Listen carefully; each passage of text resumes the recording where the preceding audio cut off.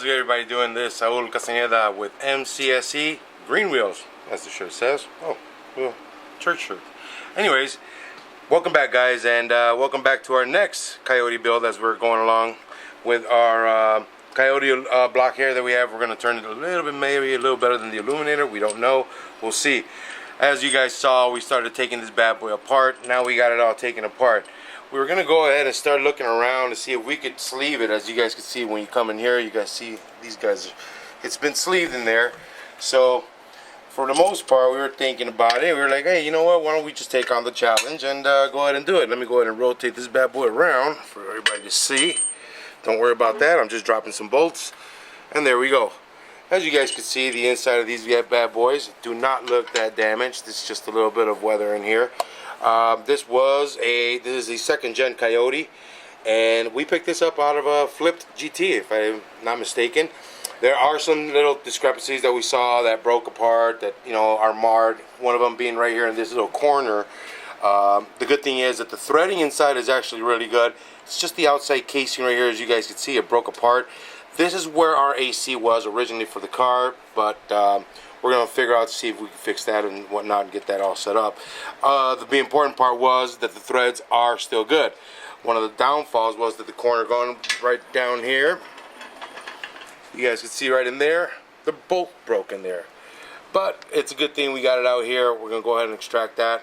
Might even have the shop go ahead and do that. So as we were contemplating what we were going to do to this bad boy and how bad it was and what may have been gone wrong with it, we come to the conclusion that it looks like a real decent block, and we're going to move forward on going ahead and getting the sleeve. Now, I'm not going to do it because I haven't done sleeving in a car ever, and I don't really want to mess up anything on this bad boy. This is a clean block. It looks really decent, and I don't want to mess it up. I don't want to create anything, give me any more time than what I have to. So we were out looking around, and we found someone that's going to go ahead and take care of it for us. We're going to go out to Auto Machine Incorporated out in St. Charles, and they're going to go ahead, and what we're going to do, we're going to sleeve it back to the original 30 standard, and we're going to get the Mayhem pistons and everything. And right now what I'm doing, I'm just kind of bringing all the end caps back together on here, putting all the bolts as requested by the shop. First initial step we're going to take it in, and I talked to a good gentleman named Kim there, and he's going to go ahead and pretty much go through it and deem it worthy to be sleeved. As like I said, guys, this came out of a rolled GT, and from when we saw it, it had 17,000 on the odometer. Opening it up, the only things that we really did find on one of the heads, we found 2 rockers that were broken.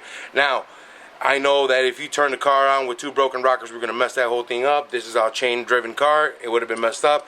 Nothing was messed up, so the only thing I could think of, someone at some point, even myself, we may have turned it and broken them. So I'm okay with that. We picked up the parts that were wrong. We cleaned up the head. There's no damage to our cams, and we're going to walk over there in a minute and check that out. And as you guys can see right now, I'm just putting this bad boy back together. This guy is like really, really well held in. These are 2 15 bolts that go on the outside, and then he's got 2 13 bolts going on the outside. So you can see, I'm missing one. I think I dropped it. Here it is, right here, like so. You want to sleeve a block? If you want to sleeve a block, I would say that a lot of times that when you're sleeving a block, as far as that, when I have seen it done, it has been on antique engines where the inner walls to the cylinder head are completely ruined, and you're still going to want to use the same block, be it nostalgic reasons or whatever X, Y, and Z it is. So they go ahead and sleeve it. Now you have the option to go ahead and sleeving it with a standard bore or an over bore or whatever it is. But then at the same time, you guys will go ahead and pick up the coinciding pistons and rods that are going to go with that. The purpose of this, as far as the Coyotes go, because it is an aluminum engine, the sleeves kind of help from that, not bursting or splinting or anything like that. And not only that, giving it a little bit more longevity and rigidity and strength. So we're going to go with the Darton sleeves. And funny thing is, as we were shopping around and looking around for shops, the first shop we called happened to be one of, I guess I would say, an official Darton sleeve installer in the Midwest. And so, you know what, it just worked out in our favor. He was a great gentleman to talk to over the phone, and we're going to find out how much more this is going to go. And of course, we're going to keep you guys updated on how this goes, so you guys can follow through. And if you see fit that you could do it, you're more than more than likely to go ahead and do it. So as to show you guys, that's your little, that's the sleeve, man. That's what from the factory. Protects it. This is from factory. You know, this little piece right here is what protects it. As you guys can see, the cross hatching still here. So why didn't Ford just give us the Dutton sleeve from factory in here? I mean, well, I think it'd be nice, like, you know, to treat your Ford. You know, we're all friends. You know, if Ford wanted to treat us like friends, they would have given us the Dutton sleeves. But you know what?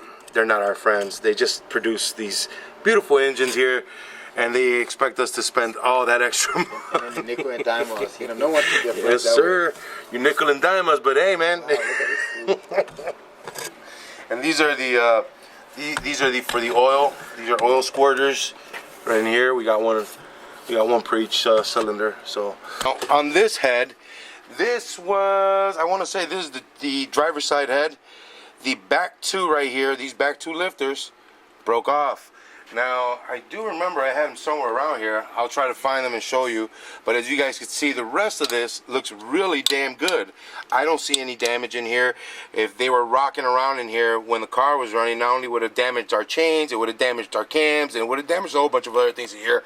Let me locate them and show them to you so you can see what kind of damage it would have happened.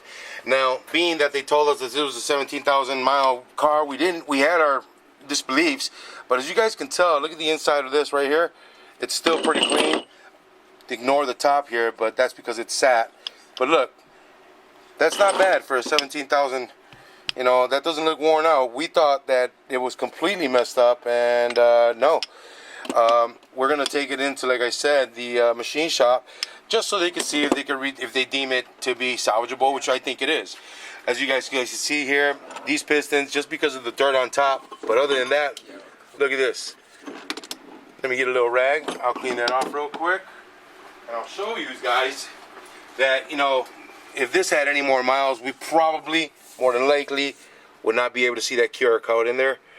So yeah, and I mean, look at this. This is just a bunch of dirt on top, and I think that we'll be good. We'll be real good. I don't think that there's any damages to the block, but again, we don't know. We got the block off salvage, and I mean, we can only hope that it was what it was when we saw it. You know, no switcheroos. But like I said, you guys, you know, check this out. Just being that the top is full of gunk like this, you know, I get it. You know, but damn, still got paint back here. You know, look at this. It's not discolored. It's got a little scarring, but you know, not even scarring. It's just wearing down like it should. So I do believe that this block and that car had the mileage that it had. Again, with everything set up here, as you guys will see, we're going to go ahead and pick up our rockers as well too. And so that's kind of the things that are going to be coming up. We may end up changing the intake. We don't know yet. We're going to get new injectors because this engine was a Roush setup. Now it was a Roush supercharged setup, and you know I'll show you the front plate here. And from what I remember correctly, when I did Reckless, as you guys know, we added that power steering pump that kind of hangs here on this side where the mash, and it's kind of inverted right here in this area space. When we got that plate, I do remember it didn't come in as roughly shaped as like this did, and I know that this notch was already pre-done and had a hole in there. As you guys could see, we haven't been able to find a cover like that, so I'm guessing. It has like an electric steering compared to. As you guys can see, we haven't been able to find anything like this, and because due to the fact also that the newer Mustangs have an electric steering, so they don't carry a power steering pump. So we're kind of skeptical to how they did this, but if you guys can see, that was okay, Roush or whoever the hell did this. Typically when I did do Recklesses, we had to shave not shave, we had to actually tap. We had to drill and tap and put threads on these because it didn't come with it, but that's about it. Other than that, the notch was already there. So you could tell here that they cut into this because you have to make this notch in order for fitting a supercharger or a turbo setup. You have to have this little notch here. And again, we haven't been able to find a cover that will coincide with what we're going to do or just to have, but so we were thinking, like, you know, we replace anything that may be broken or whatever. We're going to end up keeping this thing, and just until we find anything else other than that. Other than that, guys, you know, we're going to be also doing the upgrade on one of the things that they call very much so is the oil pump. They say the biggest failure to these guys is this oil pump, not because the oil pump itself, but because the inner gearings of here are a dust that is compressed to make them up. And what ends up happening with a lot of the guys out there pulling a lot of turbo, a lot of boost and whatnot, this thing just disintegrates and catastrophic failure, as you guys know, with the lack of oil. So what we're gonna do in the videos coming up that you guys are gonna see, we're gonna open this bad boy up. We're gonna change these gearings inside. Oops, don't worry about that. We're gonna change these gearings inside by taking this apart and changing them out with a stronger billet setup. So that's gonna be another thing to look forward to, because when we take the engine in to have it sleeved and they're gonna do the crank balancing along with our piston with our Mayhem setup, we gotta have these caps in there. So I don't wanna have to come back here, take this off, redo this, mess something up. I'd rather just let it be, let this thing come in there with its already built, and let Kim and the team over there at Auto Machine do the beautiful job that they're going to do for us. And that's pretty much the catch up that I'm giving you guys right now. I know we wanted to see we wanted to see if we can go a little deeper with sleeving the block, but you know what, like I said, I am a man that understands his limitations, and being here as we are in the humongous shop that we have, I don't have those kind of tools. And so for the sake of me not messing it up and keeping the content coming to you guys, we're going to go to the machine shop. We're going to see if we can get some permission. Maybe they get to let us see it, how they do it. Maybe they don't. But I hope that we can try and bring you as much of the content as we can, guys. So stay tuned. This is our engine for our 1993 notchback that we call the Grunt. We haven't brought it in yet. I know you guys seen pictures, but on our website, on our YouTube channel, you will find it as a Calypso Green, which we did the video on to show you how to buy a car or a Fox Body. So stay tuned, guys. We hope to bring you more content sooner, and hope to hear from you guys. Leave us a couple messages. Thanks.